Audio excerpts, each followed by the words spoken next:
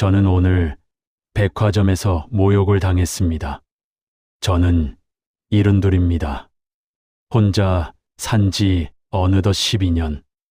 가끔은 집 안의 모든 소리가 멈춘 듯한 날도 있습니다. 냉장고 돌아가는 소리, 시계 초침 소리, 겨울엔 난방이 철컥 켜지는 소리. 그 정도가 제 하루의 전부일 때가 많습니다. 오늘은 제 생일이었습니다. 그래서 오랜만에 정장을 꺼냈습니다. 아내가 살아있을 때 매년 생일마다 새 옷 하나 사자고 했던 그날을 떠올리며 당신은 뭘 입어도 멋져요. 나이가 무슨 상관이에요. 아내의 목소리가 귓가에 맴돌았습니다. 백화점에 들어섰습니다.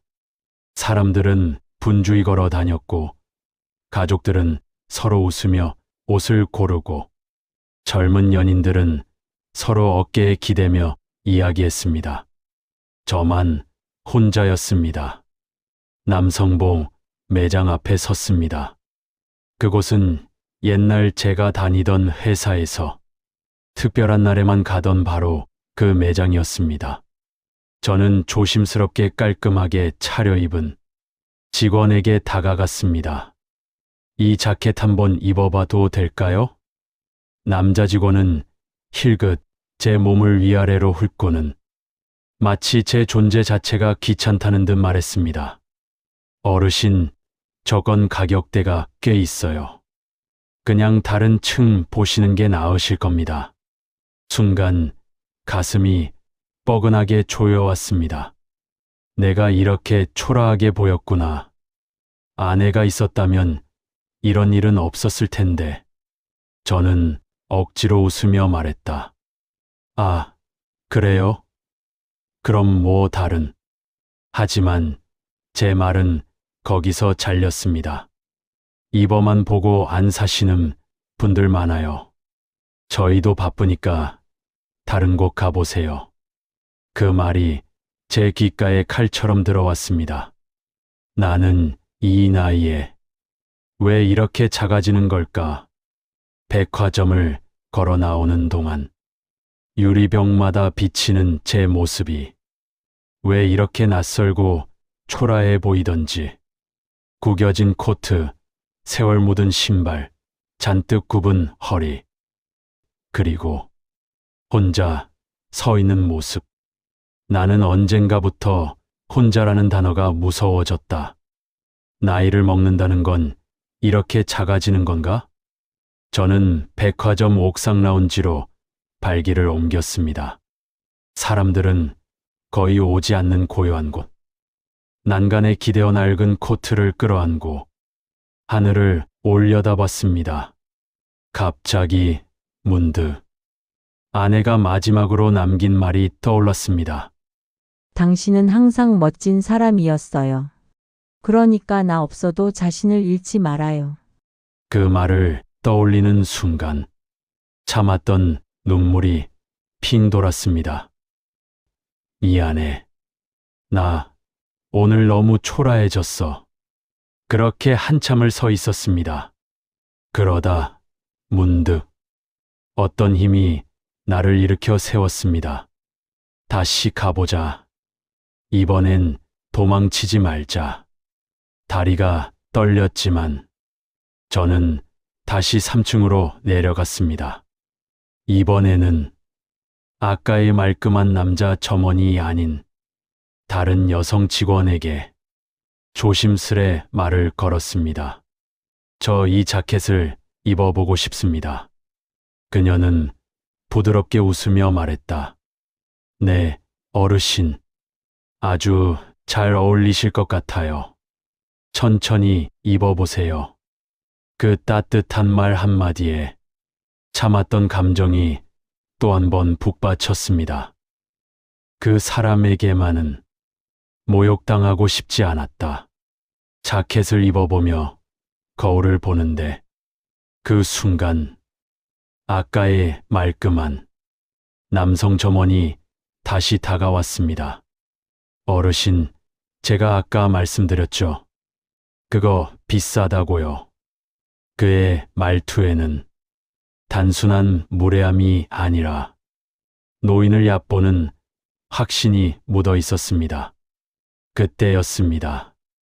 매장 안쪽에서 갑자기 제가 거래하던 은행 부지점장이 다가왔습니다.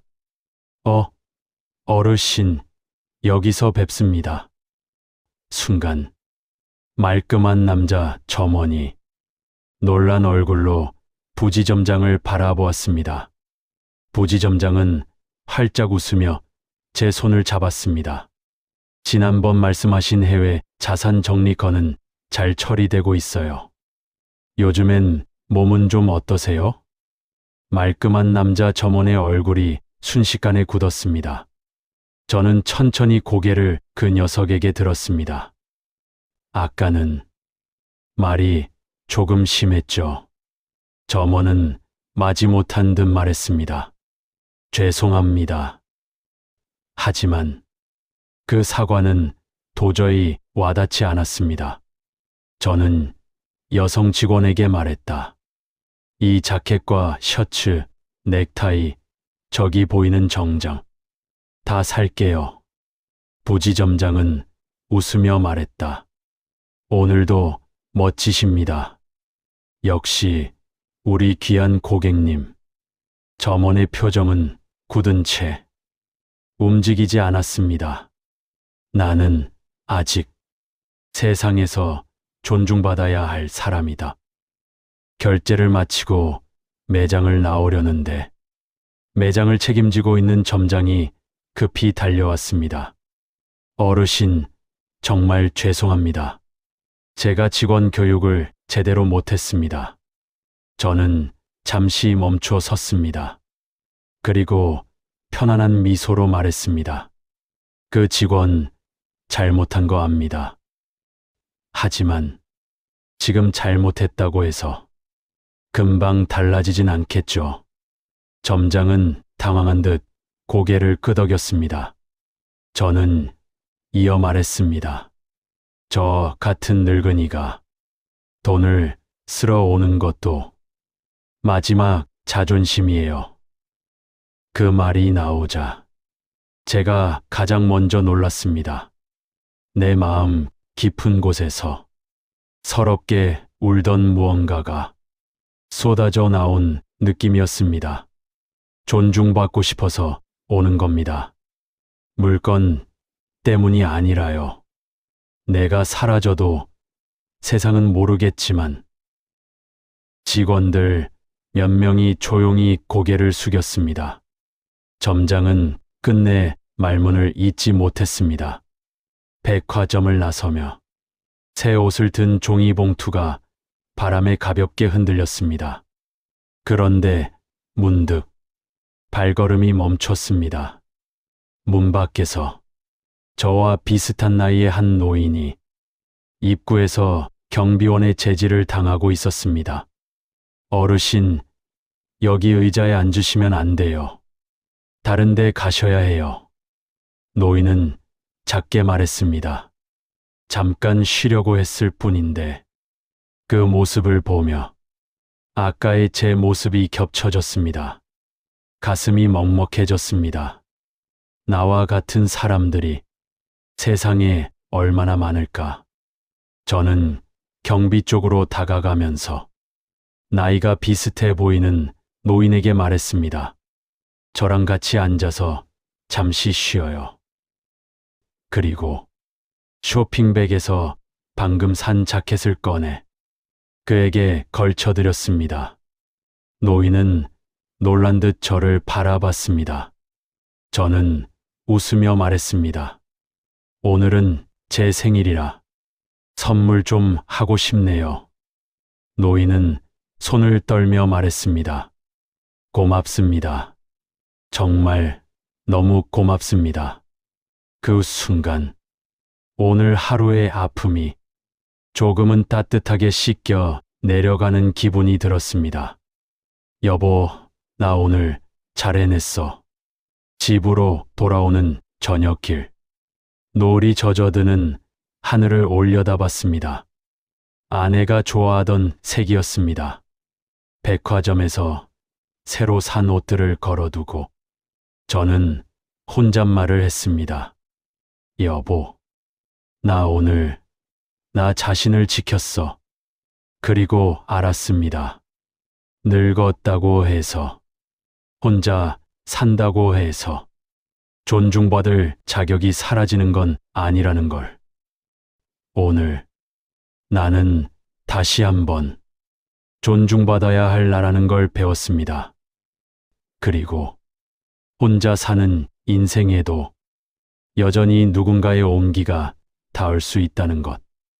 조용한 방 안에서 저는 작게 미소를 지었습니다. 내일은 좀 더 당당하게 살아보자.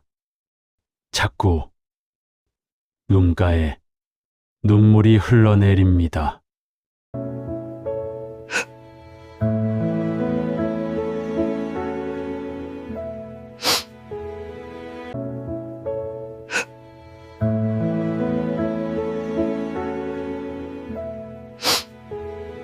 지금의 행복한 세상이 있었음은 노인이라 불리우는 우리들의 지난 삶의 결실일 것입니다.